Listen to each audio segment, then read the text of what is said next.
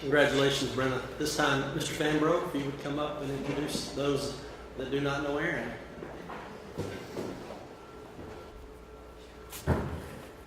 First off, let me just say that Kathy and I have been here for 20 plus years. Had it not been for Aron driving, I couldn't have found this place.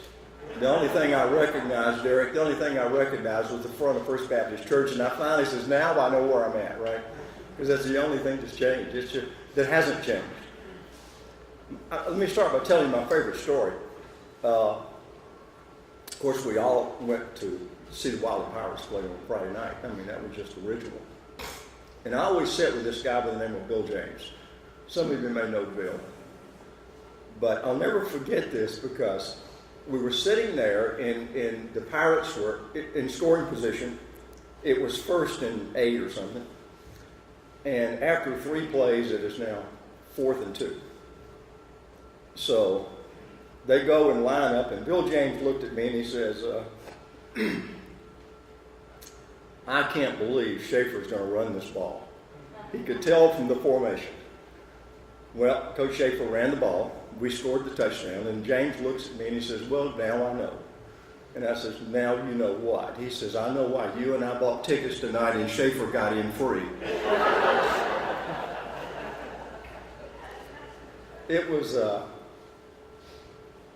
October 1983. The Wylie Pirates played. But it wasn't the Wylie Pirates football team. It was the Wylie Pirates volleyball team. Our 5'2" freshman daughter had made that team. Now, Kathy and I were there, and I don't remember who they were playing.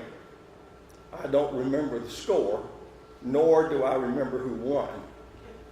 But the reason that night was important because that was the night that Kelly and her mother informed me that senior running back Aron Saffell had been invited to my house.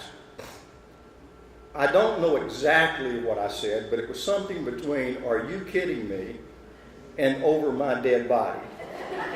So those of you with young daughters, you have yet to understand that you're going to lose that battle. So 30 years later, I'm introducing Aron Saffell. Aron was a 2-sport athlete, 3-year varsity football, running back, linebacker, and in his senior year, he was a punter. And then baseball, he led 4 years as a pitcher and a center fielder. He was named first team all-district for football and baseball for both his junior and senior years. I asked Aron, I said, tell me your most enjoyable time that you played in sports. He said, oh, that's easy.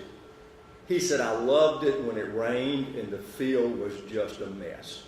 And I said, why? And he says, because Schaefer wasn't going to throw the ball, which means I got to run more, and I just love playing in the mud. And so as a fan and in the bleachers, I'm glad we didn't have many of those nights because that's not exactly the way I want to go to a football game. Aron graduated in 1984 and spent some time trying to decide what he was going to do for a living. And in 1985 decided he wanted to be a fireman. So he went to the Fire Academy at Garland and graduated in 1985. In 1987, on his own initiative, he went to EMT training at Collin County Community College. And then in 1989, at this point, I'd accepted the fact that he was not going to go away. He married Kelly, our oldest daughter. Then in 1990, Aron attended the Methodist Hospital paramedic program and finished that in 1990, and then at that point he was promoted to as a paramedic on the ambulance in Garland. He spent his career in Garland, and he continued in that position as a primary until 1999. In 1993, he was honored as Paramedic of the Year for Garland. That's same year, 1993, between 1990 and 1993, Aron attended Brookhaven nursing program, where in 1993 he graduated as a registered nurse. His medical experience for Garland, he continued to be a Garland paramedic, and in addition to that, he's worked in emergency rooms in several hospitals, oncology, GI, and radiology. In the area hospitals, Baylor Trauma, Methodist Trauma, Medical Center of Plano, and Presby, just to name a few locations that he's worked. In 1995, his first daughter Morgan was born, and then in 1998, Corey, the second daughter, was born. That was a life-changing experience for Aron. It's been told that he was seen on several occasions at Michael's in the bead alley department with the girls picking out beads to make necklaces and bracelets. As you can see, this football jock's life changed dramatically over the years. In 1999, he was promoted to the driver for the ambulance, and then only a year later was again promoted to the driver of the fire engine in Station 7, where he now serves. In 2000, Aron kind of changed his focus from being an athlete to being a coach. He had the two daughters. Morgan started playing soccer. I remember the first time I saw a soccer match, I was in England when I was in the Air Force, and somebody yelled from the break room, the football game was going to start. So I'm envisioning the Wylie Pirates coming out with their pads and their helmets on, so I go running down to the break room. I run in, and these guys are running around with socks and short pants on, and I'm saying, what is this? And they said, this is soccer. Well, I still to this day don't understand the rules of soccer because old guys just don't do that. But Aron learned soccer, and he learned soccer so he could coach his daughters. So starting in 2000, he coached Morgan for several years, and then behind that, all the way to 2008, he coached Corey, and then they advanced on to other soccer venues that he didn't coach. But Aron today, he and Kelly reside in Van Alstyne, Texas. Morgan, their oldest daughter, is a freshman at Sam Houston, majoring in criminology. Corey is a sophomore at Van Alstyne High School.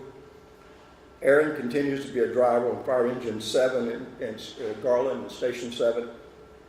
Aron works at the ER at Baylor in McKinney, Texas, where he continues to serve in that position. His hobbies, he loves to collect guns when Kelly will let him. Hunting and marksmanship is kind of his hobbies. I suggested to him that he took up marksmanship when his daughters got old enough to start dating. And so at this point in time, he's now remembering when I said, as I did earlier, I'm not, are you kidding me or over my dead body? Aron's beginning to understand today with his daughters the real meaning of that. But anyway, would you join me in recognizing Aron Saffell?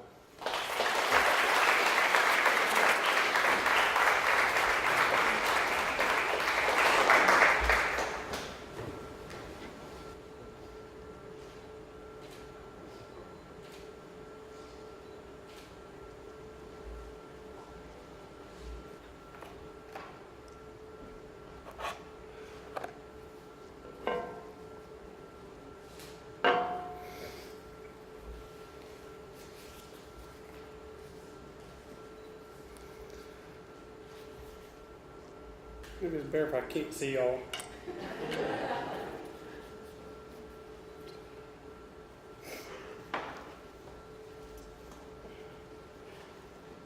I'm not a speechwriter.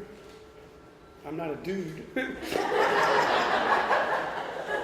Because over the years and over the wear and tear, I do this a lot now.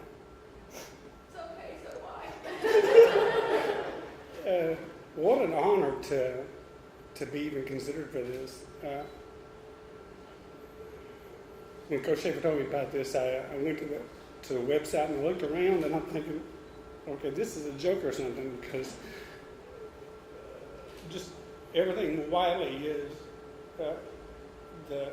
everything from the state teams to the guys from the 50s and 60s and the girls from the 50s and 60s and just everything that they did is amazing. even when I moved to Wylie from Farmersville, which I knew there was some competition between Farmersville and Wylie, but that was a difficult move. I could have just moved from some other town and been a lot easier, but I came from Farmersville, so that made the jokes a little bit more harsh. But I was welcomed in almost with open arms when and I got here in 8th grade. Coach Dorsey for 8th grade, he already knew who his running backs were, and that's all I'd ever done from little to 7th grade in Farmersville was being a running back, and so Coach Dorsey did the wise thing. He made me a lineman, and it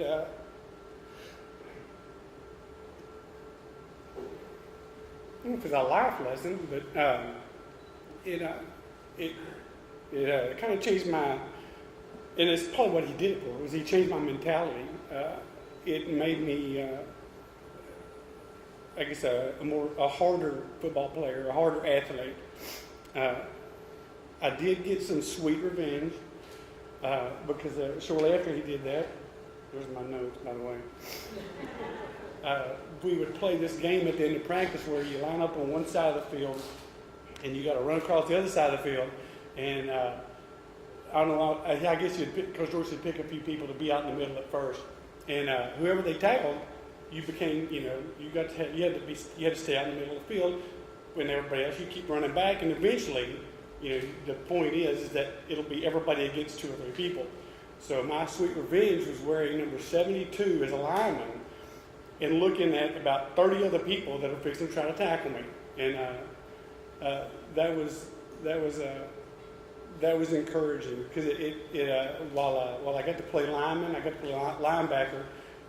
It showed me that I could still hang with these guys from Wylie because everybody in the district and I think even so now looked up to Wylie as producing the athletes. And again, reading these bios, it's obviously true that Wylie has produced some amazing people.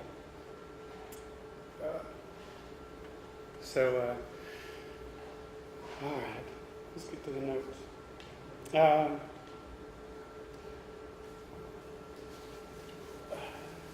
I guess moving to Wylie, it was difficult, but again, just some of the people we got to meet, some of the athletes I got to play with.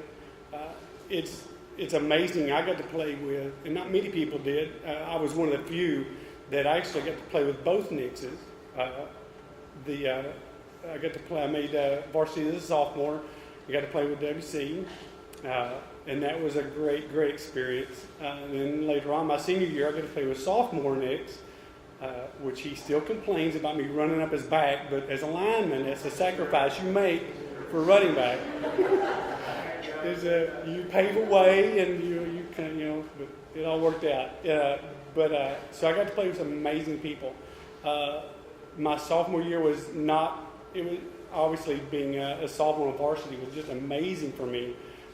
But the people I got to play with, and I think it was 5 or 6 are in this Hall of Honor, and I got to play with a number of them. Daniel Jones, Kyle Craighead, WC. It's just an amazing group of guys, and it was a good time. A great memory from that year was, again being chosen and getting to be the side-by-side running back with another one, Blake Berry. My first memory of carrying the ball for the Pirate team against somebody other than your own players is we went to Ennis, and kind of along the story of what Coach Saffell was saying about this. They had this huge, I think Ennis might have been 4A at that time, or a big 3A. They had this huge nose tackle, all state, all everything, 900 pounds, 7 foot tall. And it was just a few plays into the scrimmage. Kyle's giving it to Blake and everybody's doing good. And he calls a play for me. I'm shaking like a leaf. And Kyle turns around, and as he's handing the ball to me, he's being hit by this monster who, kind of amazing. He tackled both of us. And he hit me so hard. It was one of those where I guess the adrenaline just, kicked over. And I don't think Coach Schiffer saw this because I wouldn't have played the next few. He jumped up and he started yelling, and I popped up. I wasn't bleeding too bad, but I popped up and I said, "You'll never do that again." And that was a little encouragement to either let Kyle keep the ball or me get it real quick and go. So it was fun. We made it deep into the playoffs, and again, I got to play in the backfield with Kyle and Blake, which was just amazing for a sophomore to be able to do. So great memories. Same thing with the baseball team. I made varsity as a freshman, and it was great. Played with some great guys. They made it to the playoffs a number of years. We were just blessed beyond belief with the talent that Coach Terry had, that he coached. Another great memory, which a foundation for a life lesson is, I guess it was my freshman year, and I'll ramble. I know you said 30 minutes, so I'm going to push the speech to 30 minutes, but I'll ramble a lot. It was before a game, and again, I didn't grow up in a church home or anything like that. We're out in the outfield, and Coach Terry, we talked to us, and we're fixing to start the game or whatever, and everybody kneels down like they knew what they were doing, and then they start saying a prayer, the Lord's Prayer.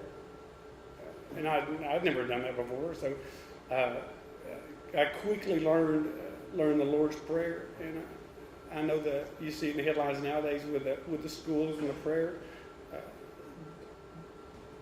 Between that and FCA, that made quite an impression on me. So that's carried me a long way and continues daily to be part of what I am, or try to be.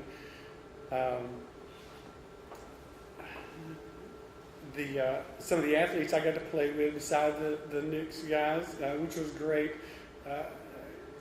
Jeff Aiken was our quarterback, our senior year. Greg Roddy, Gary Tittle, just great guys that, made the sacrifices for any success that I had.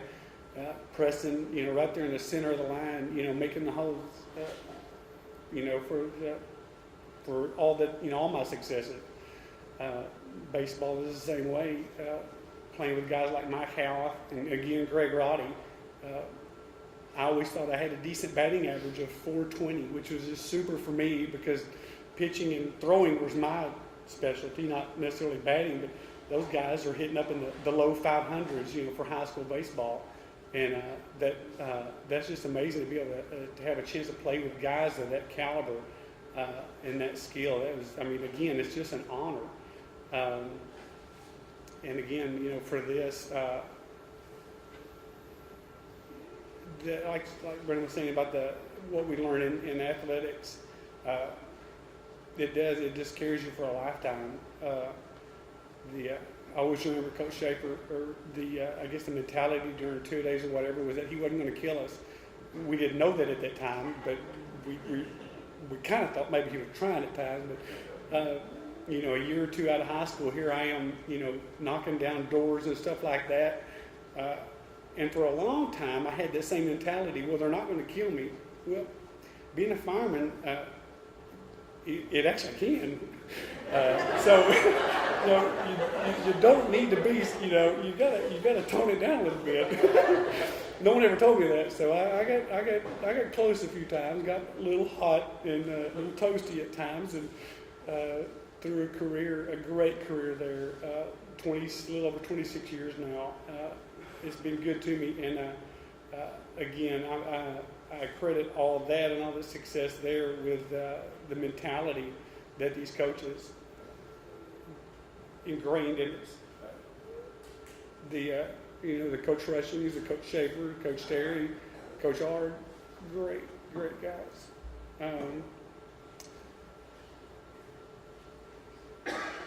I just can't believe that y'all are doing this. Y'all are nuts. I appreciate it. there's a lot of great deserving people out there. The more I read about Wylie's history, whether it was back then, looking at the trophies and the plaques and all that, to what they have now, there's some great people out there, and it is just an honor to be even, have my name anywhere close to these guys' names, the Nickas, the Craigheads, the Blackberry. It is truly an honor. So I thank you.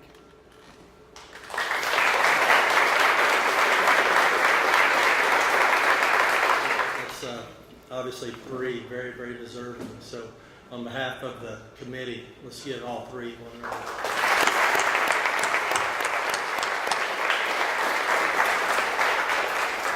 I had a chance to meet with all three of you briefly before we started, but I know things were a blur, so just to kind of recap. We're going to provide you and your family with reserved seats for tonight's game. I gave you some initially, but before you leave, see me and let me know how many additional tickets you need. I think I requested 26. That should cover everybody. The maroon seats at Wylie Stadium is where you'll be sitting tonight, so get there as early as you can. There's also a monument on the concourse on the home side. Looks like a tombstone, but it's got everybody's name engraved, and yours are on there. They put those on there Monday morning or this past Tuesday morning, so they're on there, good to go. And at the end of the third quarter, near the end of the third quarter, say about 3 minutes to go in the third quarter, if you'll meet me at the bottom left staircase of the home bleachers, we'll walk out toward the 30-yard line, and they'll introduce you to the crowd tonight. So, and also, Aron has requested that you all stay for some pictures. All right. Thank you very much for showing up. This is a great crowd. I know Coach Schaefer made it a point to try to get a large crowd, and obviously with three great inductees, that helped. So thank you all very much for coming and spending your day with us, and we look forward to seeing you this evening and introducing you to the crowd. Thank you.